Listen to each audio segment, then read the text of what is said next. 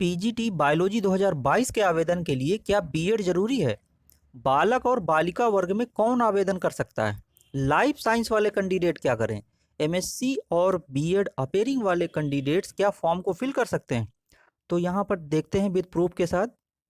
देखिए, सबसे पहले आपको यहाँ पर ये बता दें कि पीजीटी के लिए यानी पोस्ट ग्रेजुएट टीचर के लिए बीएड जरूरी नहीं है। ओनली पोस्ट ग्रेजुएशन होना चाहिए। अब देखिए, सारा कन्फ्यूजन कहाँ से क्रिएट हो गया है? सारा कन्फ्यूजन शुरू हुआ है कि कुछ वेबसाइट में दिया गया है कि एमए या एमएससी यानी कि पीजीटी के लिए अगर आवेदन करना है तो एमए या एमएससी होना चाहिए, और साथ में बगल में लिखा हुआ है कि बीएड की डिग्री होना चाहिए। तो अब सारे कैंडिडेट्स वहीं से परेशान हो गए हैं कि क्या पीजीटी के लिए बीएड जरूरी है? तो बिल्कुल भी जरूरी नहीं है। मैं यहाँ पर आपको विद प्रूफ के साथ बता रहा हूँ। देखिए क्यों जरूरी नहीं है। सबसे पहले देखिए, ये पीजीटी के लिए जो एडवर्टाइजमेंट निकला है, यहाँ पर आपको बता रहे हैं कि आयोग का जो एडवर्टाइजमेंट है पोस्ट ग्रेजुएट टीचर के लिए, तो यहाँ पर देखिए सबसे पहले क्या है, विषय लिखा हुआ है ना। फिर दूसरा कॉलम क्या है, अर्हता। और तीसरा कॉलम क्या है, वरीयमान अधिमानी अर्हता। तो वरीयमान का मतलब है कि अगर आपके पास बीएड, एमएड, पीएचडी एवं किसी राष्ट्रीय स्तर की खेल कूद प्रतियोगिता में राज्य स्तर की टीम के माध्यम से भाग लेने का प्रमाण पत्र है तो आपको वरीयता मिलेगी, लेकिन जरूरी नहीं है। ठीक है। अब देखिए, इसको और आगे अच्छे से समझते हैं। जब हम टीजीटी का फॉर्म अप्लाई करते हैं यानी कि ट्रेंड ग्रेजुएट टीचर का, तो देखिए यहाँ पर क्या होता है, पहला कॉलम क्या है, सब्जेक्ट का है ना, जीव विज्ञान। दूसरा कॉलम है कि जीव विज्ञान मतलब कि जंतु विज्ञान तथा वनस्पति विज्ञान के साथ बीएससी होना चाहिए। और फिर तीसरा कॉलम क्या होता है, बीएड या अन्य समकक्ष डिग्री अनिवार्य, लिखा हुआ है ना यहाँ पे अनिवार्य। लेकिन पीजीटी के जब फॉर्म को हम अप्लाई करते हैं तो वहां पर ये वाला कॉलम नहीं होता है कि बीएड या अन्य समकक्ष डिग्री अनिवार्य। ठीक है। और फिर इसके बाद जो है ये वाला कॉलम देखिए, यहाँ पर भी लिखा हुआ है कि बीएड, एमएड या पीएचडी एवं किसी राष्ट्रीय स्तर की खेलकूद प्रतियोगिता में राज्य स्तर की टीम के माध्यम से भाग लेने का प्रमाण पत्र है, तो वरीयता दी जाएगी।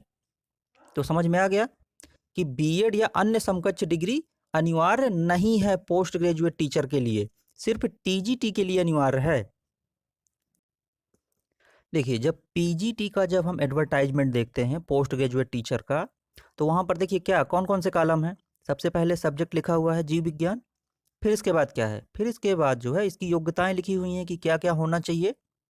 और फिर अगला कॉलम है ये वाला, जिसमें लिखा हुआ है कि बीएड, एमएड, पीएचडी एवं किसी राष्ट्रीय स्तर की खेलकूद प्रतियोगिता में राज्य स्तर की टीम के माध्यम से भाग लेने का प्रमाण पत्र होना चाहिए। ठीक है। कहीं भी ये नहीं लिखा ना कि बीएड की डिग्री अनिवार्य होना चाहिए, अनिवार्य वाला कॉलम नहीं बना हुआ है। तो ये बिल्कुल भी संशय आप हटा दीजिए कि पीजीटी में बीएड जरूरी है। पीजीटी में बीएड बिल्कुल जरूरी नहीं है। अब देखिए, बालक और बालिका वर्ग में कौन आवेदन कर सकता है? तो जो गर्ल्स हैं वो बालक और बालिका दोनों वर्गों में से किसी एक में आवेदन कर सकती हैं। यानी कि जरूरी नहीं है कि बालिका हैं तो बालिका वर्ग में ही आवेदन करेंगी। यानी कि जो गर्ल्स हैं वो बालक वर्ग में भी आवेदन कर सकती हैं, लेकिन दोनों में से किसी एक में ही करना पड़ेगा। ठीक है। अब देखिए, मेल कैंडिडेट्स हैं जो, वो केवल बालक वर्ग में ही आवेदन कर सकते हैं। मेल कैंडिडेट बालिका वर्ग में आवेदन नहीं कर सकते हैं। इनको केवल बालक वर्ग में ही आवेदन करने की छूट है। और जो गर्ल्स हैं उनको बालक या बालिका वर्ग दोनों में से किसी एक में आवेदन कर सकती हैं। इसके बाद जो है देखिए, एमएससी अपेयरिंग वाले कैंडिडेट्स हैं वो आवेदन नहीं कर सकते हैं। बीएड जिनका लास्ट ईयर है, लास्ट सेमेस्टर है, अपेयरिंग वाले कैंडिडेट्स वो आवेदन नहीं कर सकते हैं, क्योंकि आयोग ने स्पष्ट लिखा हुआ है कि जब अप्लाई करने की लास्ट डेट है, ठीक है, जो आवेदन करने की लास्ट डेट है उस लास्ट डेट के पहले आपका रिजल्ट आ जाना चाहिए, तभी आप आवेदन कर सकते हैं, अन्यथा नहीं कर सकते हैं। इसके बाद देखिए, सबसे बड़ा कंफ्यूजन लेकर के जो पीजीटी बायोलॉजी को लेकर के सबसे ज़्यादा कंफ्यूजन हो रहा है, उसका सब्जेक्ट कॉम्बिनेशन को लेकर के हो रहा है। तो इसमें से देखिए, अगर आपके पास एमएससी बॉटनी से है तो आप आवेदन कर सकते हैं पीजीटी बायोलॉजी में, ठीक है। अगर आपका एमएससी जूलॉजी से है तो आप पीजीटी बायोलॉजी में आवेदन कर सकते हैं, ठीक है। अब देखिए, सबसे बड़ा कंफ्यूजन कहाँ पे आ रहा है, लाइफ साइंस के सब्जेक्ट को लेकर के। लाइफ साइंस में क्या है कि जो इसके अंतर्गत जो आने वाले सब्जेक्ट हैं, कौन कौन से, जैसे बायोटेक्नोलॉजी हो गया, बायोकेमिस्ट्री हो गया, माइक्रोबायोलॉजी हो गया, तो ये क्या है, ये लाइफ साइंस के अंतर्गत आने वाली जो है ब्रांचेज हैं ये।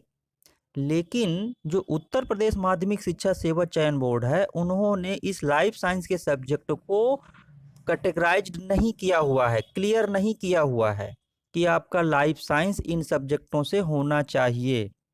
आयोग के अनुसार क्या है कि जो लाइफ साइंस है, जो एमएससी लाइफ साइंस है, वो एक सिंगल सब्जेक्ट है, एक लाइफ साइंस, जिसमें आपका एमएससी है अगर लाइफ साइंस से, तो आप फॉर्म फिल कर सकते हैं। अगर आप इन ब्रांचेज से किए हुए हैं लाइफ साइंस के अंतर्गत आने वाले सब्जेक्ट से, तो आप योग्य नहीं हैं। क्यों योग्य नहीं है? क्योंकि पिछली बार क्या हुआ है कि अगर एमएससी बायोटेक्नोलॉजी, एमएससी बायोकेमिस्ट्री और माइक्रोबायोलॉजी से जिन कैंडिडेट ने फॉर्म को अप्लाई किया था, उन्हें इंटरव्यू में नहीं लिया गया था, उन्हें इंटरव्यू से बाहर कर दिया गया था, ठीक है। ऐसा ये कैंडिडेट्स बता रहे हैं। तो इस प्रकार से आप क्या करेंगे कि सबसे पहले आयोग से स्पष्टीकरण मांगना चाहिए।